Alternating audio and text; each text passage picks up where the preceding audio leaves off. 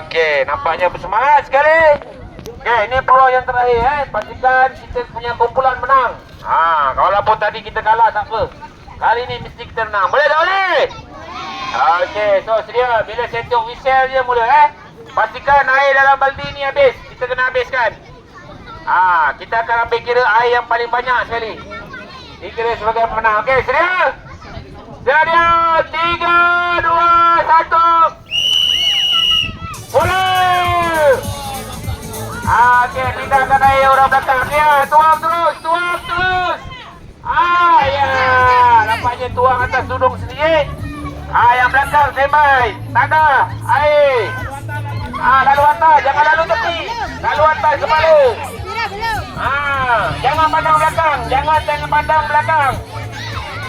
Jangan pandang belakang. Tuang terus, tuang terus. Tuang terus. Tuang lagi. Tuang lagi. Okey. Terus. Tuang terus. Pindahkan lagi orang belakang. Pindahkan lagi. Lagi. Terus. Sampai jangan pandang belakang. Jangan pandang belakang. Pindahkan terus. Pindahkan lagi air. Oi. Tuang atas tudung sendiri. Pindahkan lagi air. Lagi. Kita ada masa lagi. Kita ada masa lagi. Pindahkan terus. Ya. Pindahkan lagi. Pindahkan terus air. Terus, jangan pandang belakang, terus. Air terus. Pindahkan lagi. Yang dah habis duduk dulu.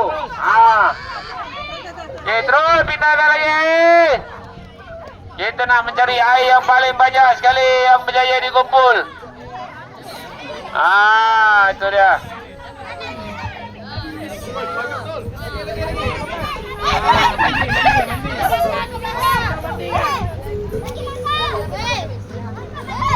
Okey, kita ada masa lagi, sabar. Nampaknya kumpulan satu ni belum berjaya, belum habis lagi. Terus, jangan pandang belakang, terus pindahkan. Nampak?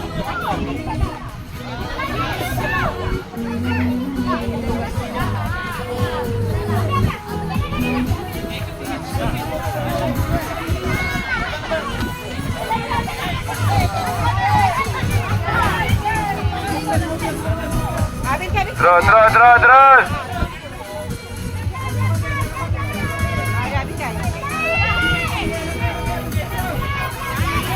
Penuh air dia.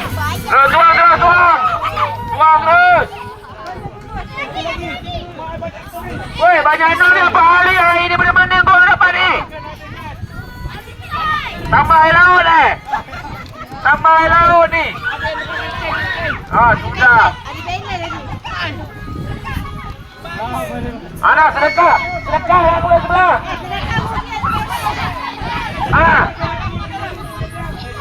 Bagi kat kebelah lain.